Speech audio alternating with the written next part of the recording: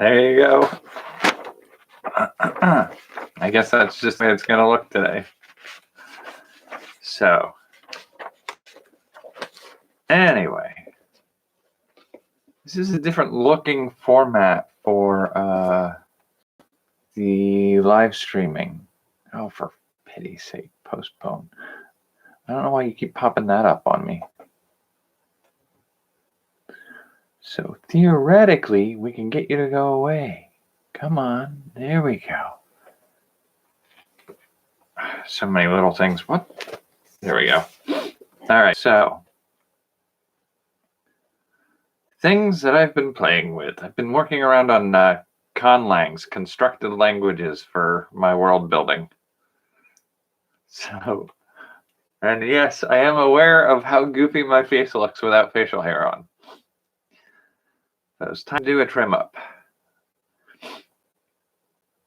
Anyway, so the constructed languages that I've been playing around with for my world building. I think basically what I was looking to do was I wanted, wow, it's behaving weirdly today. I wanted the languages for my setting to be distinctive enough, but also partly inspired by the artistic value of the script. So I think, as I talked about a little bit yesterday, the Andlang Fae, my elves, they have a constructed language that I want to be similar to katakana from Japanese, because I want them to have a Japanese theme to some of them, but also to have a sort of Gothic script that, when put together, has a very distinctive look to it. If you look at old illuminated manuscripts from the Middle Ages, you see a lot of the Gothic script where it's a bunch of vertical lines with connectors. So like a half height vertical line and a full height vertical line with connectors to it would be like a D. So you have all these letters that are a series of what, if you're not used to looking at it, they're a series of these full height and half height vertical lines and thin lines between them at certain intervals. It can look very confusing the first time you look at it. I wanted to take a similar approach where I was looking to get things that have a vertical line structure to them, with things that I can do as connectors between them.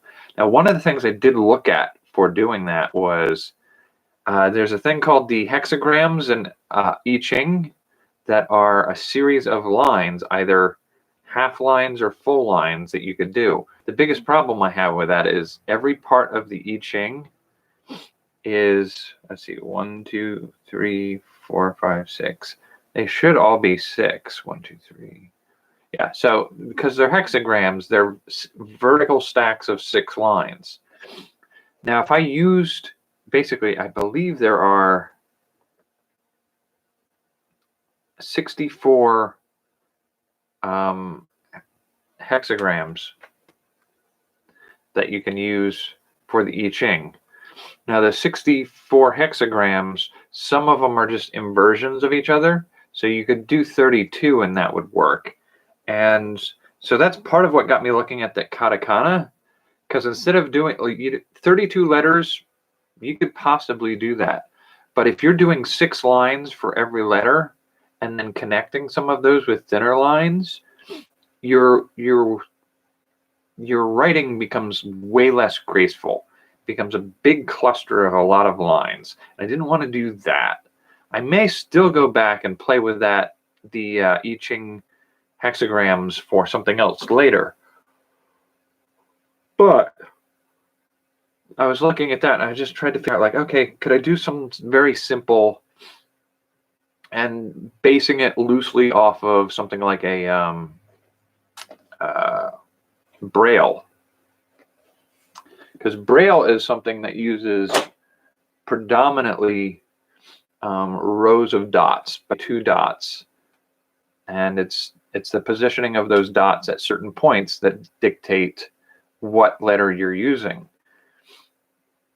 And so I was looking at something similar to that and then just making them lines instead of dots. So playing a little bit of connect the dots. So I did a little putzing around with making that work and found what I think works for the Elvish. Now, using katakana and for the language structure is what I'm looking to do. So the katakana uses, I believe it's 9 consonants with an extra N. And for each one of those consonants, it takes one of the 5 vowels to pair it with. So it's sort of like a multiplication table where you have vowel consonant pairings. And then to use those as a means of building, like I used my letter structures to get 9 consonants, 10 consonants. And those consonants, I can use a vowel modifier like they use in Hebrew to make a little thorn off the back side of the letter. And that thorn also serves to help orient the script. So if you're looking at the script, that thorn's always going to be on one side. So if you're looking at it upside down, where certain letters might be easily confused upside down, if the thorn is on the wrong side, then you're not going to confuse it as easily. So that's sort of where I was going with that. And I think with that kind of writing and it informing what the language is going to be like, the language is going to be consonant, vowel kind of pairings. That leads me to exploring and the letter choice that I have, the 10 consonants that I have, they're going to inform the words that I can use. So using the consonant vowel pairings that I have access to, I'm going to then wander over into some of the more Celtic languages and just start building a base vocabulary. Now, one of the other things I need to pay attention to is word order. But I can make that decision as I go. The thing that's really sort of important is to be able to say, build I'm not building a whole language. I'm not going to build a vocabulary of 5,000 to 10,000 words for each of these languages. That's a bit much. But you're going to need to use certain words in the stories. And that's really where this comes into play. As I work on creating this setting, I've talked a lot about how I can use this in gameplay, but the language doesn't necessarily have to be used in gameplay. It can be to give more flavor, and the artwork can include the lettering and things like that. So that can be very arty, but you don't have to fully develop a language in order to just play around with just doing that. A lot of, I believe it was Futurama was sort of notorious for having their future script. And it wasn't a different language. It's literally just I guess you would call it a cipher, where you replace the letters of the English alphabet with made up symbols. And so a lot of that is pretty common. Some of the Star Wars fans will recognize Arabesh, which is the font used for writing in an alien language. Well, it's not an alien language, it's the Star Wars common language, but their alphabet is Arakbesh or Arabesh. And basically, each one of those symbols is just a replacement for the Greco-Roman alphabetical letters. And they spell out ordinary messages. So if you were to replace the first symbol Arak with A and proceed that way through the entire script that any time shows up on the screen. So if you watch, I think it's Han Solo, where they have a profile picture of him in the Solo movie. They have a profile picture of him, and there's a whole bunch of alien font off the side. You can literally take that font, replace the letters with the appropriate English letters from it, and it'll spell out a message in English. And that works for a lot of settings, a lot of stuff like that. Now, if you look at Tolkien, he did stuff with different languages. So he based his, I think, I'm trying to remember, one of the languages, I think it was Elvish, was one of the Celtic languages he thought had the best sound. And the Orcish was a distorted, more vulgar form of that root language. And therefore he used a Celtic language he felt was more ugly sounding. And I'm trying to remember which. I think he was one of the ones, and I don't necessarily agree with him very much, but I think he's one of the ones who felt that Welsh was one of the softer, more flowing, graceful languages, and some of the other Celtic languages had more harder consonant sounds that, if you emphasize, are aggressive and gross. And so there is a distinct sense that in his writing, he does definitely play favorites with languages. So the Elvish language that he uses a couple different Elvish languages, and he treats them as variants of a base language. So he did a lot of playing around with languages, and so I can kind of respect some of that. I don't necessarily agree with his choices. One of the things I will say is there's a video out there, I think it's on YouTube, where somebody's doing a sort of a laugh at German. And the German that they use, they're doing many of the Romance languages. So like they'll do an English version of the word cheese, and they'll do I think it was Spanish, and then Italian, and then French, and then they hit you with German. And the thing is, they always do something like these la da da da da da da da tones for the Spanish, French, and Italian and English. But when they get to German, they really chew on it, and you can hear it, and it's kind of funny. But of course, it's gonna poorly portray the language that you're doing that with. I remember a conversation back when I was much younger and participating in a philosophy group. And we had one guy who was this nice old Jewish gentleman who had these very quirky thoughts sometimes. And he was talking at the table one time, and he goes, like, if you really think about it, like there are certain words that are just better than others. And I'm like, really? So tell me what you mean. And so he'd say, like, you could say a word like raven is a nice flowing word, but crow is a harsh, guttural word. And I'm like, well, I mean, you're pronouncing it harsh and guttural. Crow doesn't have to be harsh and guttural. And raven could be harsh and guttural, and you can, I just like, yeah. So it really depends on how you lead into it. And I think that's where I'll leave my opinion of Tolkien and his language play.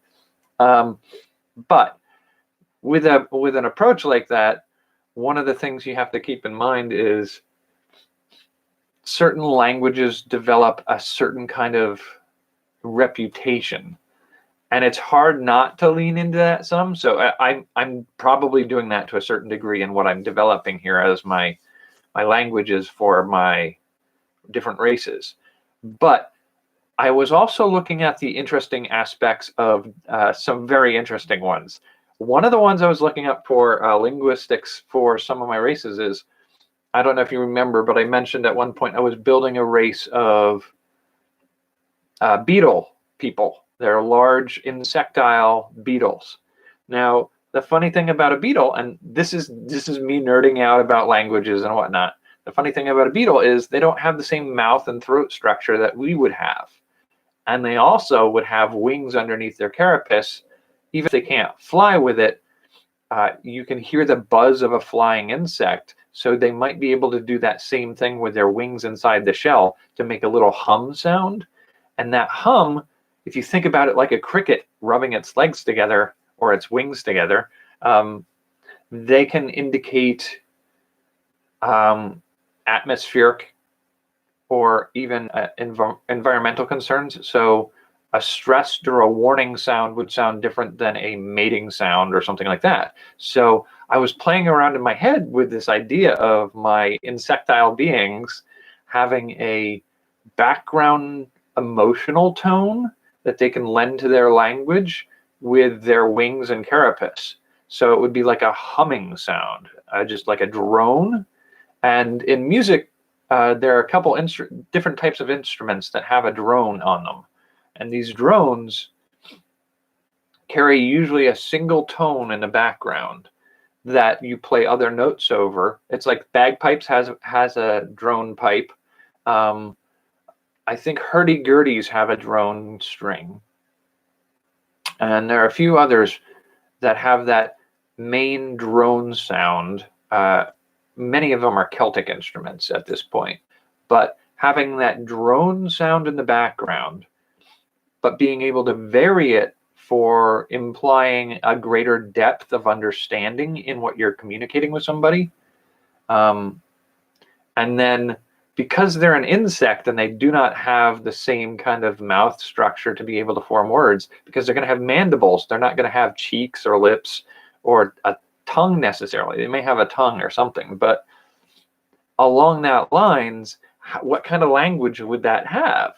And we do know to a certain degree that like lobsters and crabs and other creatures tend to be very clicky as they move. And clicking mandibles is something that some insects do for noise making. And so I got to thinking, like, click languages. And so I immediately went, okay, I need to go check this out. So I did look up some click languages. And one of the things about click languages is they're predominantly occurring in southwesterly Africa.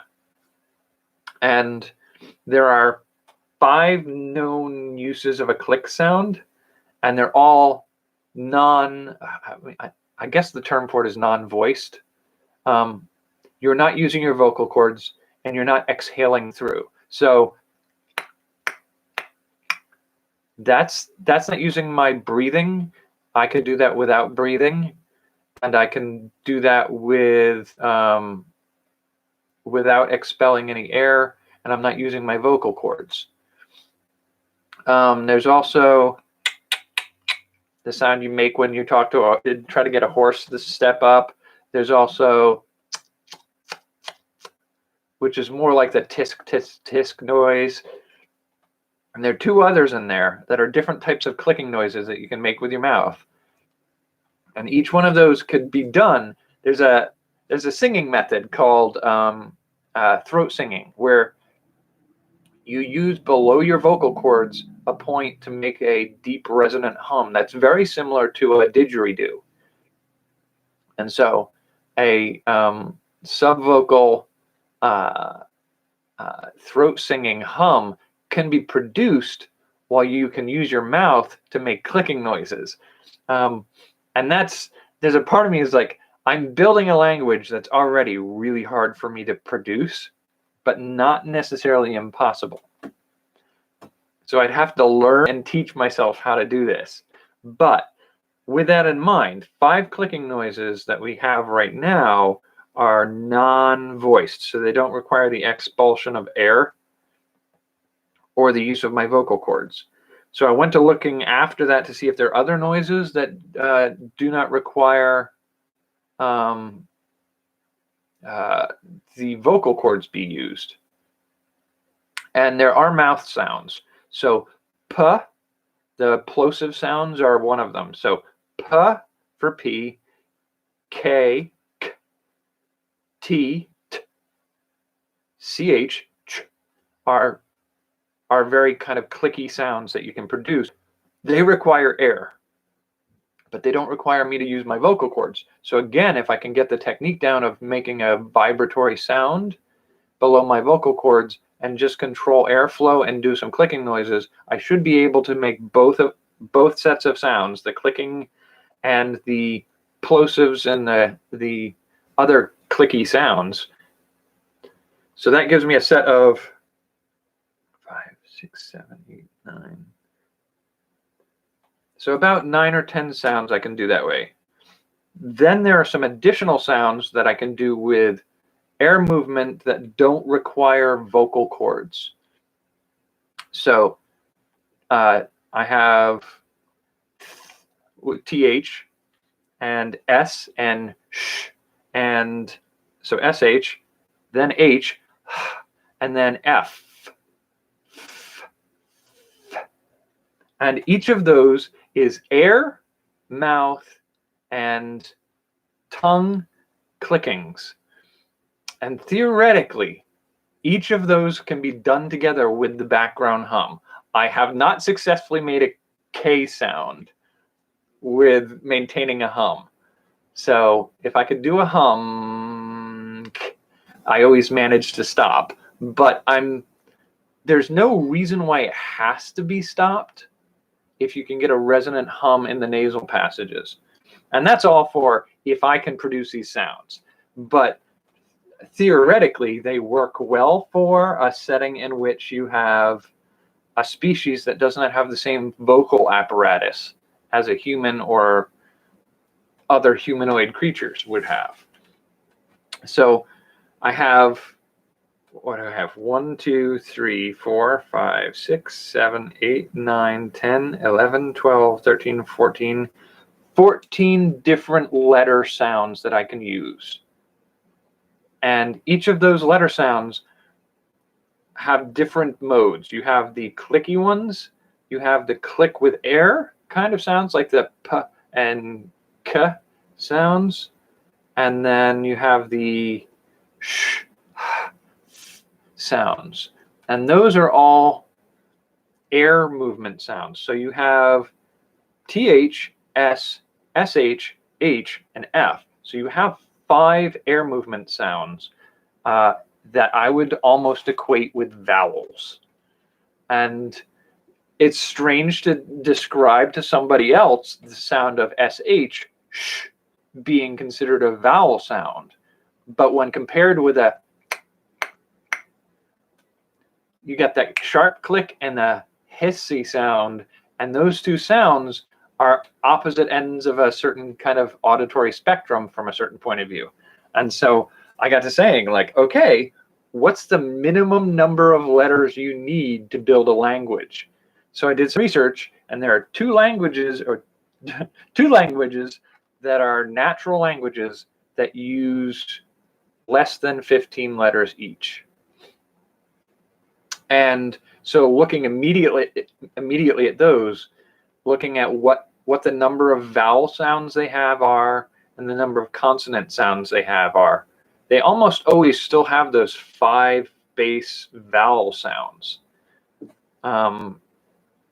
And then just kind of like, now I'm thinking like, okay, so I take these kinds of languages, really look at them carefully and figure out how their language is basically built, maybe even translate a word into its letter number, then ascribe these different sounds as different letters to construct words with a similar concept of meaning. And they're full languages. They're languages you can speak full conversations in using only 12 or 13 letters. And with that in mind, I'm like, I think I have the basis where I can build this click and hiss-based language for my insect population. And then I might even be able to build a simple rudimentary vocabulary. And that's the real trick for some of this is, how do you just not steal the entire vocabulary of another language and instead make your own? And like the hard answer to that is, you have to really think about what the life of the people who would be using a language would be.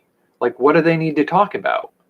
Like, when I try to learn new languages from people I know, one of the things that comes up is like, what words are the more important ones to know? Well, hello, goodbye, yes, no, thank you, you're welcome. And, that's a good start. Learning to be able to do those in a few different languages, and then ask questions like, how are you? If you can do that, that's a huge start for being able to get started in any language. I think the other phrase I like to pick up quickly is, I do not understand, and do you speak another language? Those are all very important things to be able to say. But after that, there's supposedly there's a set of like 12 that'll teach you the basic grammar of a language, which are things like, this is my apple, this is your apple, this is our apple, that kind of thing, where you have an object and then you have a means of delineating like ownership and first person, second person, third person uses in common linguistic values. Not necessarily learning like we did in high school, where it was like you sit down and they put this huge chart of past, present, and future participles and all that garbage that I don't retain any of. Because nobody learns the language that way from the start. A child learning a language doesn't learn a language based off of how do you conjugate a verb. Like, they just don't. You show them doing something, they do the thing, you tell them what they did, they learn that's how you say what they did. That's just how you do that. And so part of that learning or constructing a language is, how is that language likely to have constructed? How did you construct that language as a culture? Because you're not going to have a word for computer if you don't have a word for food. You're going to construct the word for food before a computer becomes an issue. So you're going to want to build the basics of what they need to be able to talk about. And so very basic, like if you had a conversation with a 5-year-old or a 3-year-old, what did you do today? Like the things that they learn and know how to say are going to be the things that are the basis, the foundation of your language. And then from there, you're going to look at it from the perspective of, as a writer here, constructing a language for stories and gaming, what I'm looking for in a language from this point on is going to be what's important for the story that's going to be told with this language. So in my case, what I'm probably dealing with in most cases of stories being told in this setting is you're going to have an adult insect confronting other people and asking them questions. Who are you? What are you doing? Why are you here? Those imply a certain set of questions and way of talking. So I'm going to have to know, like, how do they contemplate the meaning of somebody else's existence? Like, do they have a sense of us and them, or are they inherently unable to distinguish between intelligent beings and not? Like, anything, do they consider a tree, a wolf, and a human all to be just other people to talk to? Or do they deliberately delineate between intelligent, animal, and plant? And that's a question you come across about how it works in the story and how that bases off of the type of creature and the environment that they come up in. So you have to sort of build a backstory for the population, which I have some of the backstory in place. And then from there, what words are they most likely to need in the course of the story? So you're going to have toddler speak, and then on top of that, you're going to construct the pertinent questions. So that's tricky for different things, because one of the things I've talked with a couple people at maker spaces, and we've talked about languages, and one of the things they thought was very funny was, like, they went to a party with somebody from Germany and they didn't speak any German and the German didn't speak any English, but they both were able to at least hold a conversation talking about motor vehicles, because the terms for a lot of the components inside a motor vehicle are technical terms that are shared between the two languages. And so somebody talking about the head gasket and the pistons, you're going to know what that is in either language. Now, I may be misremembering that conversation. It may have been him talking to somebody in Mandarin, but it still holds true that at a certain point, technical jargon and group-based knowledge outside of the language root will have commonalities. They'll have loan words and commonalities.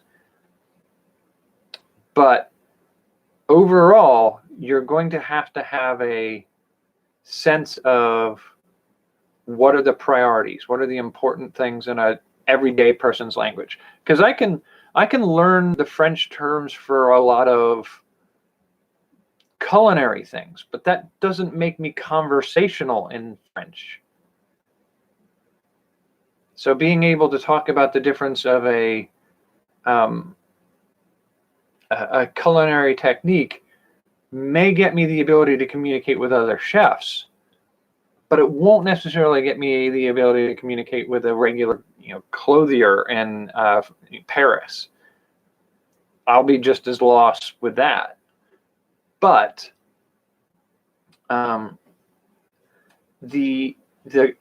trying to decipher what would be the common everyday language for a population, that's a tricky one. But that's the more important thing to get, I think, is if you're gonna have characters encounter people in a population, they're not necessarily going to get a lot of jargony talk. And you have the opportunity for people in a specialized field to communicate across languages with technical terms. So it's going to be more important to do sort of like take a look at, maybe like see if you could pull out a list of fantasy movies and watch the communication that happens between characters in a regular setting without like the big court intrigue conversations happening. So you're basically just trying to pick it apart as like, what does the average person need to say to the other average person that they encounter on a daily basis? That's where you want to build at least a third of your vocabulary in. And then your grammar is going to be built around how do you say your 10 to 12 base phrases. That'll tell you your word order and sort of how you do tenses. So like your past tense or your future tense. I have an apple, I had an apple. She has an apple, she had an apple. How they modify each other. And you don't have to memorize a chart. You just have to know, like if I were to say, she had an apple, knowing that that's how that's pronounced means that when I say he had an apple, I now have a better understanding of what had an apple means. And when you do that, you don't have to memorize some chart with some abstraction of what past or present tense is. Like memorizing that chart, I have pieces of a memorized chart still in my head from high school trying to learn Latin.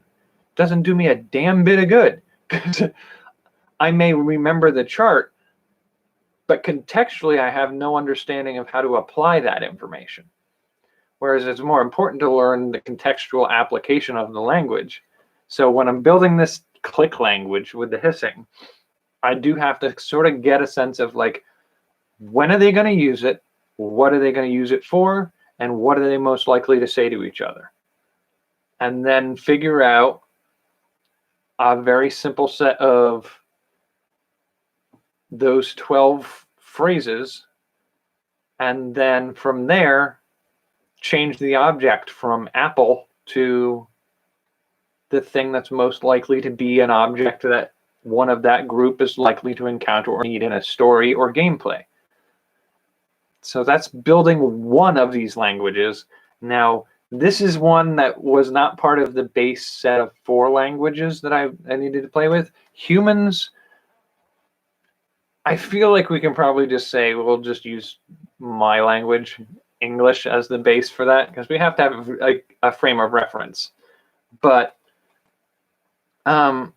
you know, the dwarves, I want to be more like a Ukrainian or a Russian or maybe even Kazakh. Some of those sort of regions, just maybe borrowing a few terms from them.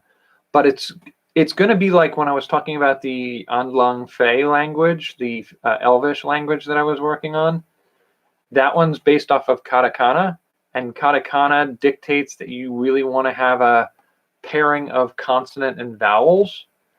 So the limited number of consonants you have and the fact that they are pretty much required to be paired with a vowel at any given time is going to inform the sound of your language. So if I took the Celtic word for the phrase for goodbye to one leaving, I believe, was slán leat. When I learned Irish Celtic when I was younger, I learned a little bit of it. So goodbye to one leaving was slán leat. Now, when you're looking at that phrase and trying to apply a katakana consonant vowel, SL is 2 sounds. It's sort of a diphthong, and I do not believe there's an SL sound as one of my sounding pairs. So pulling this back over here. So where are we at? So we do have an S. We do not have an L sound because katakana is an Asiatic language, and Asiatic languages tend to run together their R's and their L's and their a little bit of their D sounds. They all kind of have the same thing. So a slan might be a shran, and that diphthong is still 2 consonant sounds together. So I might want to do a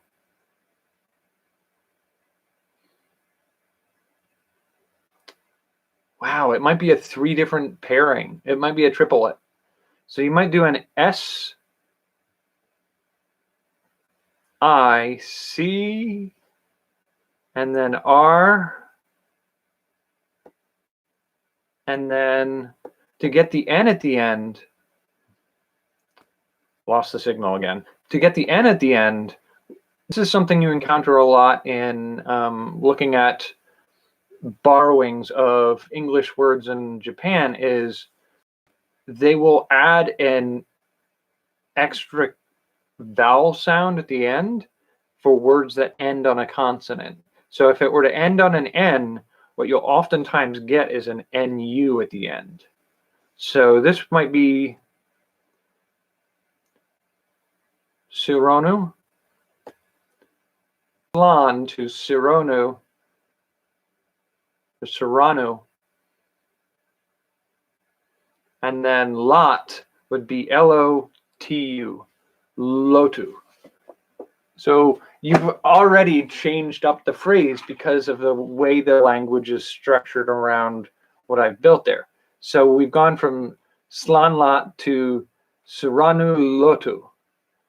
And that right there is a really twisted change on the language. It won't be identifiable to anybody who speaks either of the languages you used as a base. So looking at the other languages that I'm going to be playing with, the Slavic sounds that I want for the Dwarven language are going to be partially informed by the alphabet that I use and the way to structure it similar to that. I don't think I'm going to use the katakana for that. But the question of how you pair consonants and vowels, and the use practices of the language I use as a base model are going to inform. They're partly going to be informed by what letters I have, and they're going to partially be informing what the language sounds like after I've done that. And I can take words from I'm debating which direction I want to go with. I'm debating whether I want to take Slavic words and apply letters and sounds from a more Norse, or even, I think I would probably favor Norse, because I think what I'm looking for more in well, that's hard to say. If I'm looking at the gnomes, the gnomish language is likely to include more of the Dutch and the Finnish languages. I feel like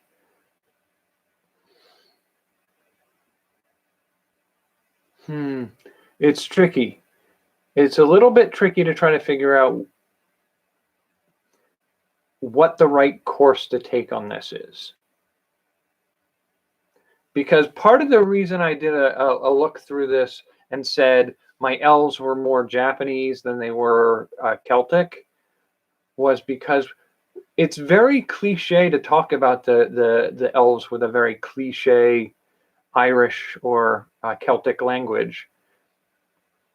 But when you really think about the way they deal with their culture, it has a lot more in common with Japanese. You have the sort of shoguns and honor-bound and mystical storytelling of their time, very fantasy-based, and there's a sense of the culture that meshes well with the concept of Japanese. Now, I also feel like I went with the same kind of question for the dwarves, and we reflexively use Scottish for a lot of dwarvish accents when we do movies and tabletop playing. So with a tendency to do "aye lad," we got a lot of that going on in the dwarvish population, and I feel like there is an aspect of the dwarvish population that makes me feel more like the stereotypical I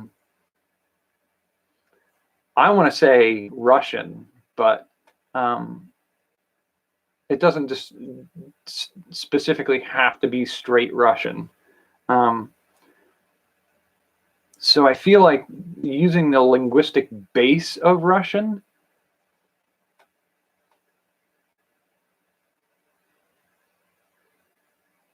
but use a vocabulary that's a little bit more.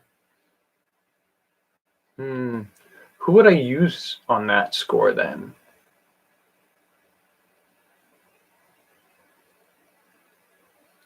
I mean, it may just be straight up Slavic languages that I use.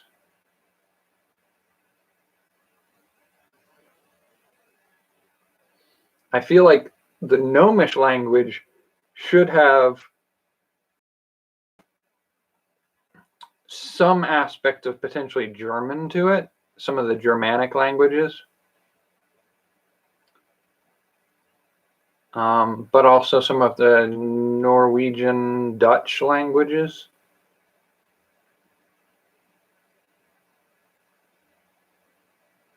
I mean, we do have Greek and Romance languages that we can use. And that's, I mean, it's really a lot of playing around with European and Russian and Asiatic languages for the predominant portion of this. To be fair, this is for the gnomoids, the humans, dwarves, fae, and gnomes. There's also the issue of trying to figure out what languages to use for the Borean languages. And I feel like that one I may just use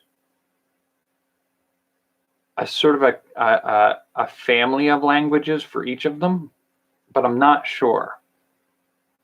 I may also do a variant where I take their equivalent among the nomoids. So in this case, you would look at something like the kobolds, pairing them to the humans, and the trolls pairing them with the gnomes, and the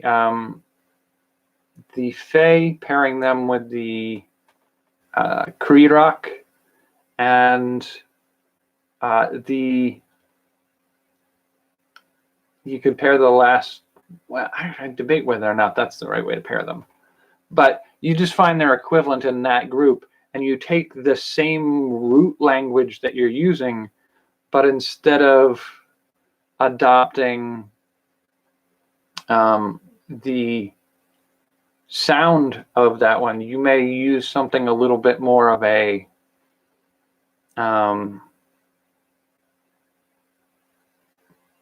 tribal community sound. So you're going to look a little bit more into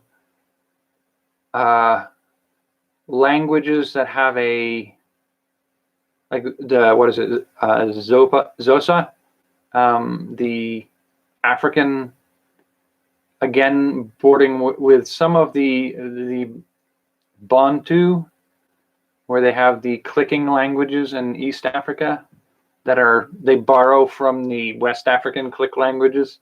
So, I mean, you're going to get a little bit more of the exotic languages from cultures we don't hear the use of a lot, because they're going to have a much more foreign sound.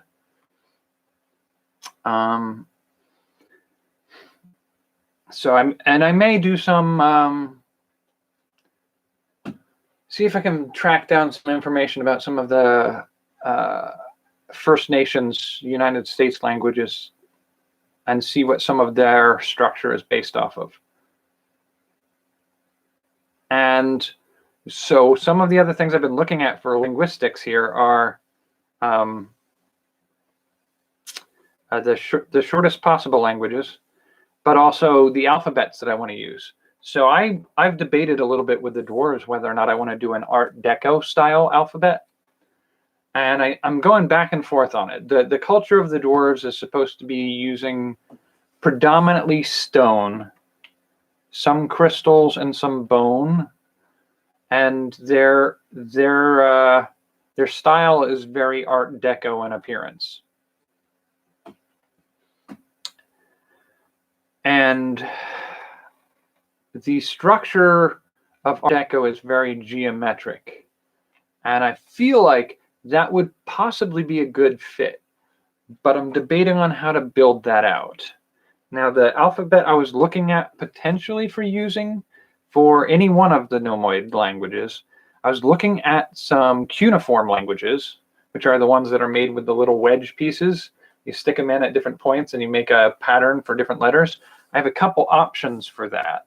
One of the best ones that I saw was a chart for a Persian cuneiform, Old Persian cuneiform. Has about 32 letters, built with 3 to 5, maybe 6 or 7 different impressions of that little wedge, forming structures that can look like a letter.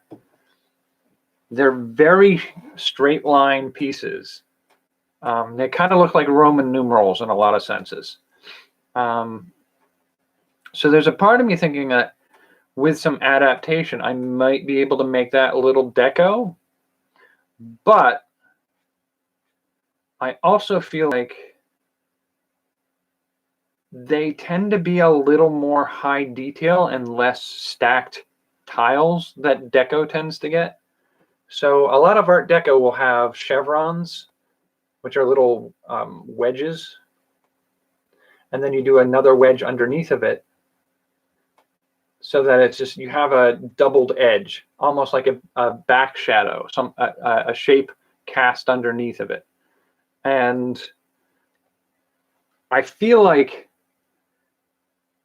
those you can have a fair amount of play with. And these individual sort of like Roman numeral ones that you build everything out of in cuneiform don't stack as well that way. So what I'm thinking of doing is just setting aside the cuneiform maybe for one of the other languages. And one of the other alphabets that I can use is also, there's the Old Irish Ogham, Ogham. And that one is, there's a lot of use of that for ciphers. You just translate a given letter as a given letter. It's, again, like that Futurama alphabet or Arabic. And so I'm like, that might be an option of a language I can use. I've also done a little bit of playing around with Egyptian hieroglyphics at a certain point. The hieroglyphics that you see, they use them very similar to how the Japanese would use a katakana, where it's a individual symbol for each of the consonant vowel soundings. But the Egyptian and the Japanese also have an over language, which is, so like hiragana, I believe, is the name for the complex calligraphy symbols that you see in Japanese. The katakana are what they use to pronounce words that are not native to their language. So television was not a word they had a symbol for when they built their language. So it's something they've had to adopt. And they do it phonetically, which is what katakana is good for, is pulling in phonetic sounds. So Egyptian did something similar, where Egyptian had a series of symbols that you could put together. The symbol for Ma'at, Ka, and Re would be Kare, which is a name, one of the throne names of Hatshepsut. So you can assemble these symbols that have a phonetic value, but there's also a meaning behind each symbol. So the birds are in the ocean. You would simply use a kind of sentence structure that's an illustrative ideology based. It's ideograms. They're images that represent an idea, not a sound. And so there's an aspect of that to hieroglyphics, as well as that phonetic hieroglyphic use. And I debate whether or not I want to pull out a hieroglyphic structure for doing that, but make my own symbols, which I feel like that may be where I end up going with the Dwarvish alphabet. The alphabet I want to kind of construct for the gnomes, I feel like, because they're notorious for shaping life forms, I kind of want to do a type of symbol that's a central line with curves on either side of it at different intervals, with hashes on them at a certain point to delineate. It's going to look a little bit like DNA, is what I'm kind of going for there. And I feel like that may be where I go with that. And those hashes are very similar to the Ogham alphabet. So I think that's sort of where I'm playing with right now, but I can't say for sure. So I need to play around with it a little bit more, but it's fun to play around with. I'm having a blast doing it. And here's the thing, like, I know from a certain perspective, there are a lot of people out there who they're writing a story or they're building a game and they've done some research, and people out there are telling them, like, look, don't get lost in the weeds. Don't fall too far into a pattern of dwelling on how complicated your language needs to be. If your character is going to say 5 words to another character in that language before switching over to a language the reader can understand, then don't build a whole language for it. But I want to. I'm having fun with it. This is my hobby. So world building, linguistics, conlangs all the way. So that we're about 55 minutes in, and I've rambled a fair bit about language construction tonight. Hopefully it's not too boring or cheesy or stupid, but thanks for joining me. I will catch you tomorrow, and I will try to be better about getting here on a reasonable time, not getting here 10 minutes of midnight on my side. But until then, and see if I can remember. No, come on. Oh, you're going to be that dork to me. There we go. There we go. Control copy. That was supposed to make it easier to do this, but I don't think I've managed to achieve that. I could have typed that whole thing in that amount of time. Oh well, we'll get it out right at some point. Take care. Have a good night. And don't do too many building of pieces of furniture because we want to not have you sore. All right. Take care.